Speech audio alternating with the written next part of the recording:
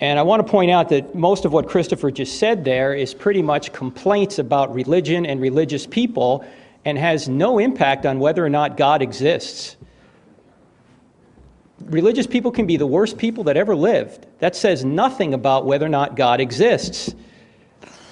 People can do evil. That doesn't mean the parents don't exist. Children can do evil. Doesn't mean the parents don't exist. My kids do evil, but I'm still here. I do evil. My dad's still here. In fact, he's sitting right there. What does that prove about whether or not God exists? Let me try and go down some of the things Christopher said. Yes, I am an atheist when it comes to Zeus. But Zeus is not spaceless, timeless, immaterial, powerful, moral, personal, intelligent creator that I hopefully, at least I thought I gave evidence for. And maybe Christopher will come back to my statements on that later. I don't believe in Zeus because I don't think there's any evidence for Zeus, but I think there's evidence for the theistic God. I think he again missed my point. As I said before, I'm not saying atheists can't be moral. Christopher, what he says in his book again, much of it is true. Religious people have done awful things. In fact, Christianity predicts we'll be hypocrites. That's what the church is. It's full of hypocrites. Whenever somebody says, I don't want to go to church, there's too many hypocrites down there, I always say, come on down, pal, we got room for one more.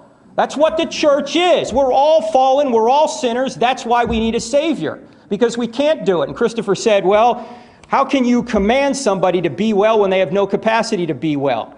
Well, we were well in the beginning, and I'm going into Christian theology here, I understand. I'll just try and answer the point. We were well in the beginning, but then we messed up, and so God, the great physician, came back to save us. That's Christian theology. As again, I don't have time to support it. I'm just pointing out that is the theology. Now, Christopher talked about atrocities, but again, on the atheistic worldview, here's the main point. How do you define what an atrocity is? Who defines it? Who has the authority to define what an atrocity is? The carbon atom? The benzene molecule?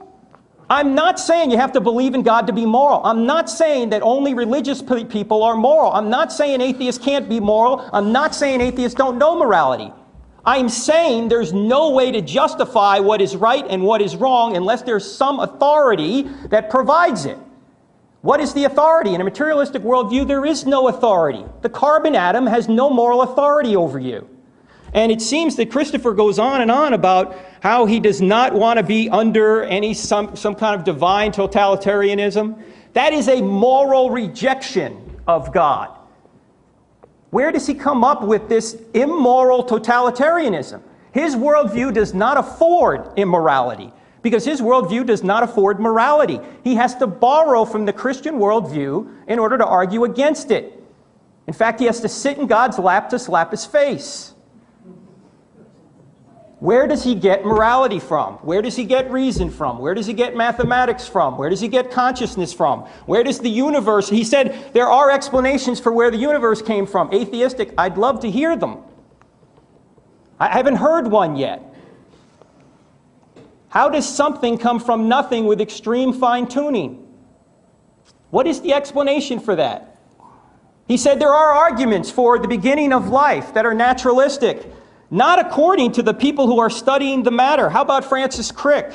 If I can find his quote here. Francis Crick said, every time I write a paper on the origin of life, I swear I'll never write another one because there's too much speculation running after too few facts. Mark Kirshner of Harvard and John C. Gerhardt of Berkeley said, everything about evolution before the bacteria-like life forms is sheer conjecture. Biochemist Klaus Doss admits that after more than 30 years of research into the origin of life has led to, quote, a better perception of the immensity of the problem of the origin of life on Earth rather than its solution. At present, all discussions on the principal theories and experiments in the field either end in stalemate or in a confession of ignorance. Now, I'm not saying that this is a default position, that it must be God. I'm not saying that I just lack a natural explanation for the origin of life. I'm saying that specified complexity, information, the DNA structure that we all have is evidence for an intelligent being. Because information only comes from minds. The laws of ink and paper did not create, God is not great. There was a mind behind it that brought it into existence. And there's a mind behind DNA. What is the atheistic explanation for DNA? What is the atheistic explanation for information? What is the atheistic explanation for all of these 9 things I mentioned? How much time do I have? I have none. Survey said, sit down. Yes, sir. Thank you.